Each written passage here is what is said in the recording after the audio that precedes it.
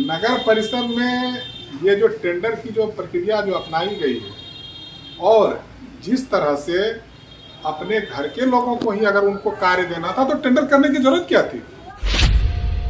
पालिका में अन्याय हो रहा है। 16 करोड़ का टेंडर निकला, 12 ग्रुप, जो कि घोर अन्याय है। जो जिसको मन चाहा उसको काम दे दिया।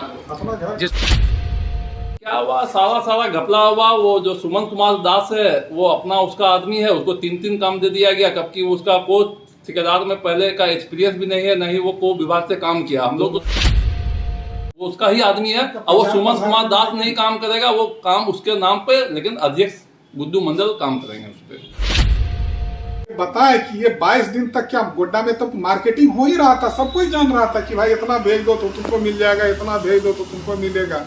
मतलब कौन कर रहा था ये मार्केटिंग? स्पष्ट रूप से आप लोग सब कुछ किया, ये सारा गुड्डू मंडल के इशारे पे हो रहा था। आप तो वैसे भी टेबल टेंडर करने के लिए जाने जा रहे हैं। कौन नहीं जानता कि नगर परिषद में आज के डेट में क्या हो रहा है। आज के डेट में नहीं बल्कि नगर परिषद में सिर्फ टेबल टेंडर ही किया जा रहा है। नगर परिषद में 16 करोड़ की लागत से 15 वित्त आयोग की राशि से 16 करोड़ के टेंडर निकाले गए। जगह जगह नारियल फोड़ा गया, जगह जगह शिलान्यास किए गए, पट लगाए गए और यह कहा गया कि अब नगर का विकास होगा, बदलाव की बयार बहेगी। लेकिन अचानक से खबर आती है कि तमाम उन 16 करोड़ के 12 टेंडरों पर रोक लगा दी गई। वजह थी उपायुक्त के आदेश पर रोक लगी। वजह यह भी थी कि किसी ने इस पूरे टेंडर प्रक्रिया पर सवाल खड़े किए थे। कहा था कि इस पूरे टेंडर प्रक्रिया में धांधली हुई है। जी हां, धांधली।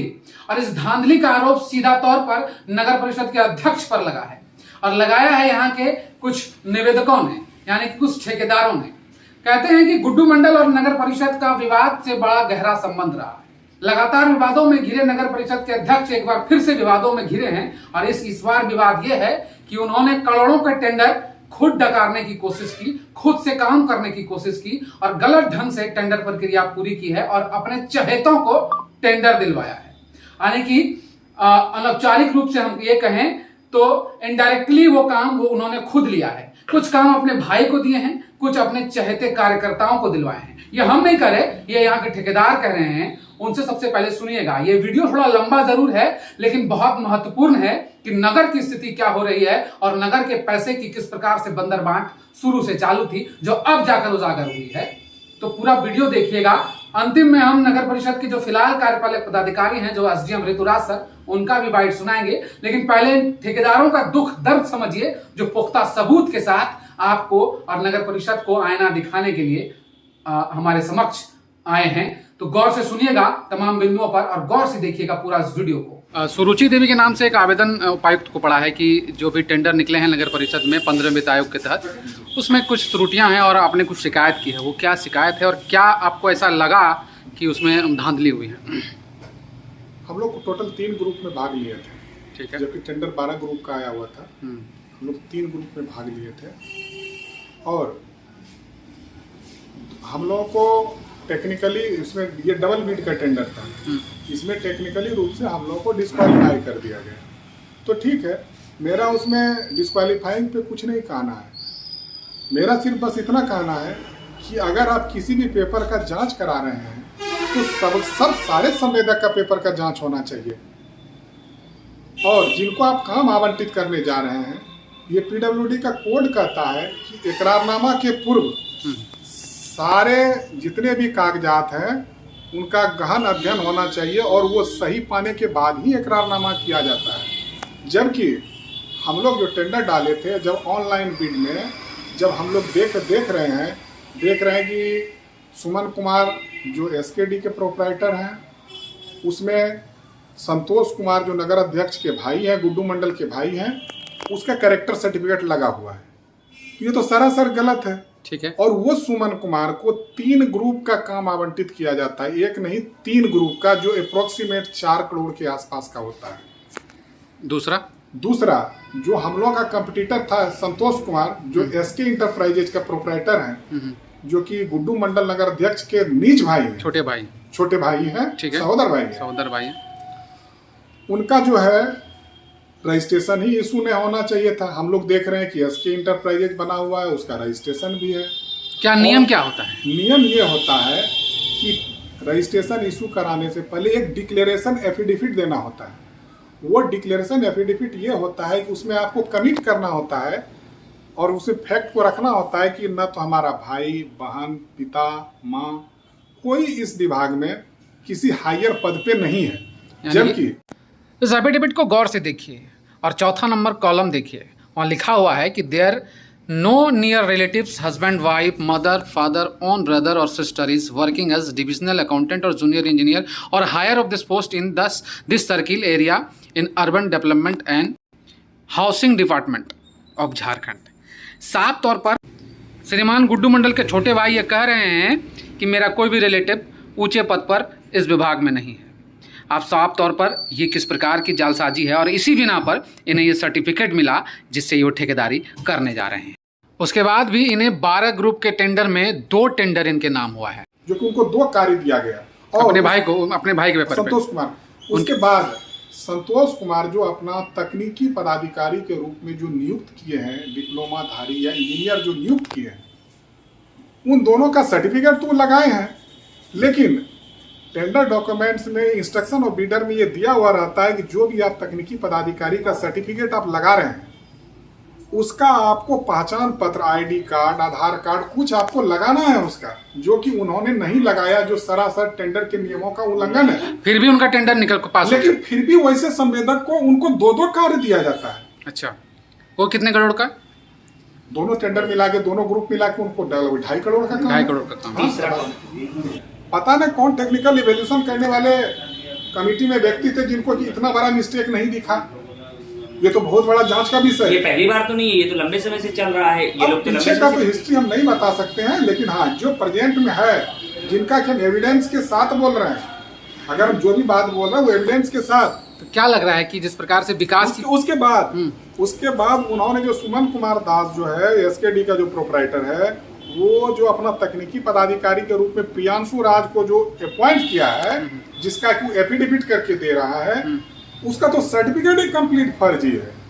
क्या कभी आपने ऐसा देखा है? दूसरा से तीसरा क्लास का भी जो सर्टिफिकेट होता है उसमें भी प्रिंसिपल और सेक्रेटरी सचिव का दस्तखत होता है, लेकिन उनके सर्टिफिकेट ही खुद फर्जीवाड़ा बयान कर रहे हैं, किसी का दस्तखत नहीं है।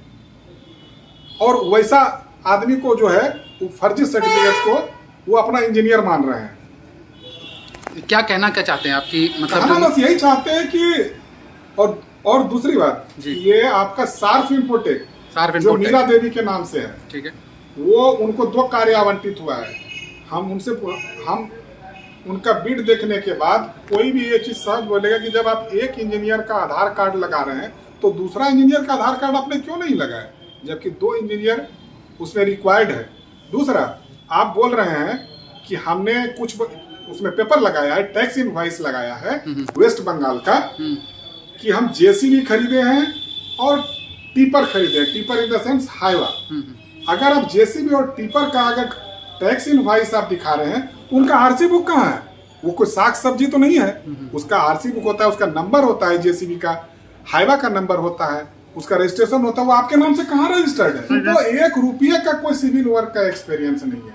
हमें कि नौसिखियों को मिल गया, उनको 1 रुपये का भी सिविल वर्क का एक्सपीरियंस नहीं है। और हद तो तब हो जाता है कि वैसे एसकेडी को 3 करोड़ से ऊपर का काम दिया जाता है, जबकि नियम ये कहता है कि 50 लाख से ऊपर का अगर आप किसी को कार्य आवंटित कर रहे हैं 1 करोड़ के भीतर, तो अगर 1 करोड़ से एवं का अमाउंट एग्जिट करता है तो उनको बिड कैपेसिटी देना होता है। लेकिन वो बिड कैपेसिटी क्या लगाएंगे? वो तो कभी जीवन में कोई सिविल वर्क किया ही नहीं। अगर किए रहते तो क्या 1 का एक्सपीरियंस सर्टिफिकेट वो नहीं लगाते? तो क्या मतलब कोई और जो एक्सपीरियंस वाले लोग थे उन्होंने सबको छांटा गया। आपके पास कितने साल का, कितने का एक्सपीरियंस था? हम लोगों ने तो लगभग 2.5 करोड़ का एक्सपीरियंस सर्टिफिकेट लगाए थे, फिर भी आप लोगों को छाड़ दिया गया। क्या कहेंगे इस पूरे प्रकरण को देख करके? क्या लगता है कि क्या चल रहा है नगर परिषद में? नगर परिषद में ये जो टेंडर की जो प्रक्रिया जो अपनाई गई है, और जिस तरह से अपने घर के लोगों को ही अगर उनको कार्य देना था तो टेंडर करने की जरूरत क्या थी? आप तो वैसे भी टेबल टेंडर करने के लिए जाने जा रहे हैं। कौन नहीं जानता कि नगर परिषद में आज के डेट में क्या हो रहा है? आज के डेट में नहीं, बल्कि नगर परिषद में सिर्फ टेबल टेंडर ही किया जा रहा है।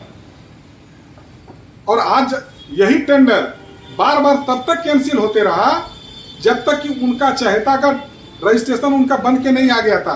हम लोग का रजिस्ट्रेशन देखा जाए कब का है, और इनका टेंडर से 2-3 महीना पहले का है। हम लोग का 3 साल का रजिस्ट्रेशन है और इनका 2 महीना 3 महीना पहले का। क्या आश्वासन मिला?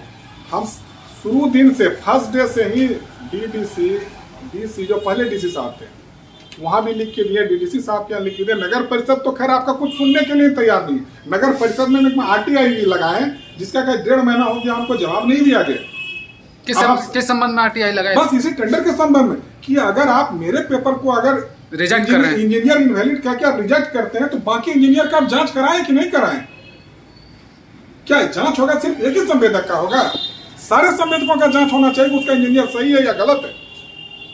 और क्या काम था उसके बाद हम लोगों ने सबों का जिनका भी आधार कार्ड दिया हुआ था सबों का इंजीनियर से संपर्क किया और सबों ने फर्जीवाड़ा का एप्लीकेशन सब इंजीनियर लगाए हैं जिनका की एविडेंस हम लोगों के पास में। आप कह रहे थे कि एक इंजीनियर का पेपर लगा है, वो इंजीनियर कह रहे थे कि उन्होंने लिखित आवेदन दिया है।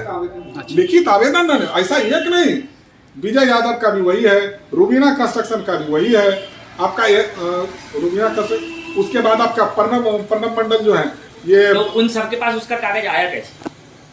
अब ये तो जांच का विषय है, इसीलिए तो ये तो जांच का विषय है ना। इसी संदर्भ में आपने जांच के लिए आवेदन दिया। हाँ, कि भाई तो जांच का विषय है कि जब अगला आदमी बोल रहा है कि नहीं हम न दिए हैं ना हम उसको नहीं एफिडेविट वो लिख के दिया है, वो नगर परिषद में आवेदन रिसीव कराया हुआ है कि भाई ना तो हम इनको जानते हैं ना इनको हम कोई भी तरह का पेपर दिए ना एफिडेविट पे मेरा दस्तखत है।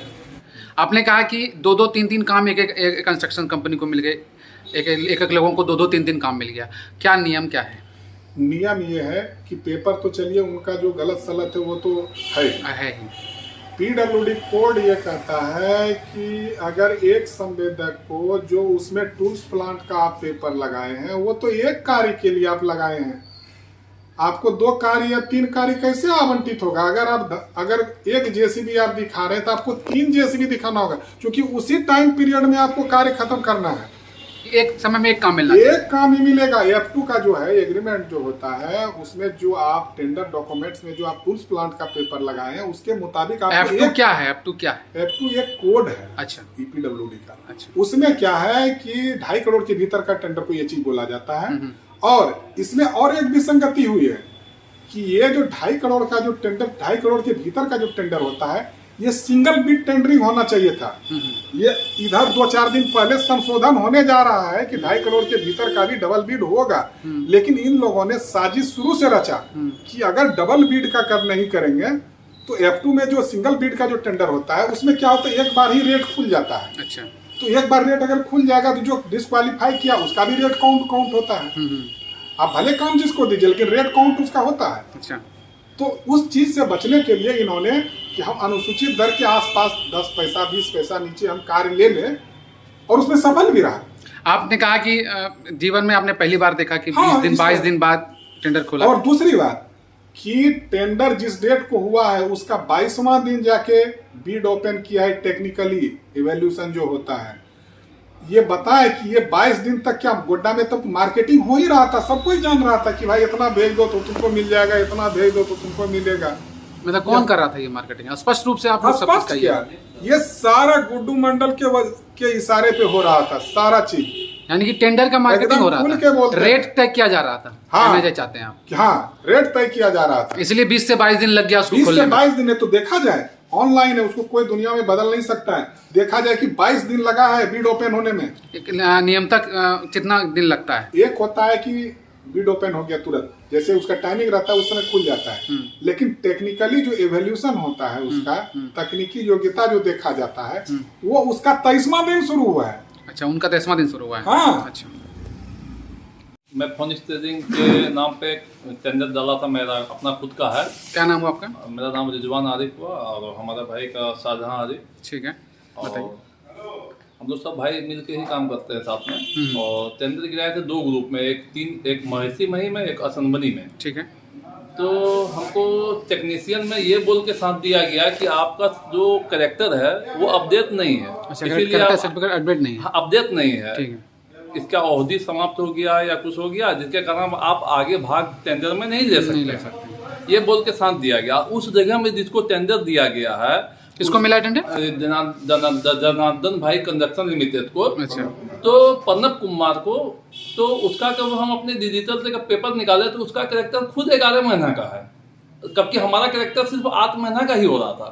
यानी 11 महीना का हो गया। हाँ, 11 महीने वाले को वो एक्सेप्ट कर रहे हैं, 8 महीना वाला को वो बोल रहे हैं रिजेक्ट कर रहे हैं कि आप जो है भाग लेने के लिए तैयार नहीं है, एलिजिबल नहीं है। क्या लगता है आपको कि और अगला का जो है सिर्फ अप्लाई का पेपर है, 2 तारीख को वो पेमेंट डाला है, तो सिर्फ अप्लाई के पेपर में उसको काम दे दिया गया। चलान जो जमा और हमारा जो है लाइसेंस भी आया हुआ है, यूकेन भी आया हुआ है, सारा कुछ है, जो कि 1 साल सारे विभाग मानते हैं, तो 1 साल करके हम दिए हुए थे। अगर उसको 6 महीना चाहिए था या 3 महीना चाहिए था तो वो एनएटी में लिखते, एनएटी में ऐसा कुछ था ही नहीं। तो क्या लगता है, क्या कहेंगे इस पर, क्या हुआ होगा, क्या हुआ है, खुलकर बोलिए। क्या हुआ, सारा घपला हुआ। वो जो सुमन कुमार दास है वो अपना उसका आदमी है, उसको 3 काम दे दिया गया, जबकि उसका कोई ठेकेदार में पहले का एक्सपीरियंस भी नहीं है, नहीं वो को विभाग से काम किया। हम लोग तो सारे विभाग से काम किए हैं, और 1 महीना पहले रजिस्ट्रेशन किया। पेपर उनका 1-1.5 महीना पहले बना है। हाँ। और उनको और इतना जब टेंडर निकला था उस समय भी हर सप्ताह 15 दिन में टेंडर कैंसिल हो रहा था, अपलोड हो रहा था। क्यों? क्योंकि उसका पेपर नहीं आया था। कौन है सुमन कुमार दास, मतलब क्या कहना चाहते हैं, करीबी है उनके? हाँ, गुड्डू मंडल के साथ में उसका उतना बैठना, दिन भर हम लोग उसके साथ में देखते हैं आज 5 साल से, वो उसका ही आदमी है। और वो सुमन कुमार दास नहीं काम करेगा, वो काम उसके नाम पे, लेकिन अध्यक्ष गुड्डू मंडल काम करेंगे उस पर। नगर पालिका में अन्याय हो रहा है। 16 करोड़ का टेंडर निकला, 12 ग्रुप, जो कि घोर अन्याय है। जो जिसको मन चाहा उसको काम दे दिया, जिसको मन चाहा उसको काम दे दिया, या हम फिर लोग टेंडर डाले हैं, हाँ। उसको क्वालिफाई तक नहीं किया। किस कारण से छांटे, संवेदक को बताया तक नहीं बताया गया। नहीं। क्या लग रहा है कि जिनको टेंडर मिला है वो कौन है वो लोग? वो उनका करीबी, उनका एक भाई है, वो सुमन दास है, और एक तो और उनका आगे पीछे घूमते रहता है। उनको एक आदमी को 3 काम दे दिया, जो कि किसी को 1 काम का ठार नहीं, साल भर में एक आदमी को 3 काम दे दिया। क्या कहेंगे इस पे पूरे मामले में? कहेंगे क्या, पूरा भ्रष्टाचार हो रहा है नगर पंचायत में, कोई इसको जांच करने वाला नहीं है। कौन कर रहा है, पदाधिकारी कर रहे हैं या अध्यक्ष कर रहे हैं? पदाधिकारी राजीव मिश्रा है, उस चैम्बर में बैठा के टेंडर जमा लेता है नगर अध्यक्ष को, नगर अध्यक्ष में शामिल। जो कि पदाधिकारी को रहना चाहिए। दूसरी बात की थाना में सब विभाग का टेंडर होता है, और इसका टेंडर जमा होता है नगर पालिका में, और रूम बंद कर देता है, बाहर में गार्ड रखता है, एक करके जाके जमा करो, बाद में रजिस्टर बदल लेता है। मतलब बदल दिया जाता है? हाँ, बदल दिया जाता है। और थाना में स्वेच्छा से सबको जमा करता है, वहाँ तो दबाव में भी नहीं कर सकता है। थाना में तो प्रशासन रहता है, सबको डर रहता है। सब विभाग जिला में है, सबका टेंडर हम लोग जमा करते हैं थाना में। यही एक विभाग है अपना, जो कि अपना विभाग में जमा कराता है। थाना 2 बॉडीगार्ड मंगा लेता है। यही तो लोग जो उनको आरोप जो लगा रहे हैं कि सारा चीज आपके दबाव में हो रहा है, जिसको मन हो रहा है उसको छांट रहे हैं, जिसको मन हो रहा है उसको जोड़ रहे हैं। सब अपना घरे में काम देना होता तो क्या टेंडर कराए, अपने से करके अपने से काम कर लेते। आज हम लोग टेंडर में भाग लिए तो ना लड़ रहे हैं आपसे। सर, अभी हाल में टेंडर निकला था और शिलान्यास भी हो चुका था, और अचानक से पता चला कि उसको स्थगित कर दिया गया। सर, क्या बात है? तो इसमें जो हमारे यहाँ से प्रोजेक्ट्स निकले थे उसमें कुछ लोगों ने आवेदन दिया था डीसी सर के पास जाकर के कि सर पूरे प्रोसेस में जो प्रोसेस जो हुआ है, प्रोसेस को एक बार वेरीफाई करा लिया जाए, और डॉक्यूमेंट्स जो सबमिट हुए हैं अकॉर्डिंग टू द एडवर्टीजमेंट है कि नहीं है, इसको वेरीफाई करा लिया जाए। तो सर के यहाँ से एक आदेश निकला है कि जब तक हम लोग वेरीफाई नहीं कर लेते हैं, एक कमेटी सर ने बना दी है, 1 वीक का टाइम दिया गया है, जब तक वेरीफाई नहीं करा देते तब तक काम को। क्या तो किस त्रुटि की बात हुई है सर? मोस्टली जो इंजीनियर के डॉक्यूमेंट्स लगे हैं उनका वेरिफिकेशन कराना है, जो एफिडेविट्स उन्होंने लगा के दिए हैं वो सत्य हैं कि नहीं है, वो चीज़ें हम लोग को चेक कराएंगे जो टेंडर भरे थे उनके हिसाब से। गंभीर आरोप लगे हैं नगर परिषद पर, नगर परिषद के अध्यक्ष पर, नगर परिषद के पूर्व कार्यपालक पदाधिकारी राजीव मिश्रा पर। अगर निष्पक्ष जांच होते हैं तो कई राज पर से पर्दे उठेंगे। जिस प्रकार से धांधली की बात या ठेकेदार कह रहे हैं, अगर उनमें सच्चाई है तो कई तरह के लोग इस पूरे मामले में नपेंगे। सबसे बड़ा सवाल खड़ा होगा नगर परिषद अध्यक्ष गुड्डू मंडल पर, जिन्होंने अपनी मनमानी कर इस प्रकार की टेंडर में धांधली की है, जिन पर यह आरोप लगा है। तो वक्त का इंतजार है, 5 दिनों का वक्त है। उसके बाद देखना ये दिलचस्प होगा कि मामला कहाँ जा कर के थमता है और इसका रिजल्ट क्या आता है। क्या सच की जीत होती है या धांधलीबाज एक बार फिर जीत जाते हैं और आगे बड़ी धांधली करने के लिए फिर लगन से लग जाते हैं।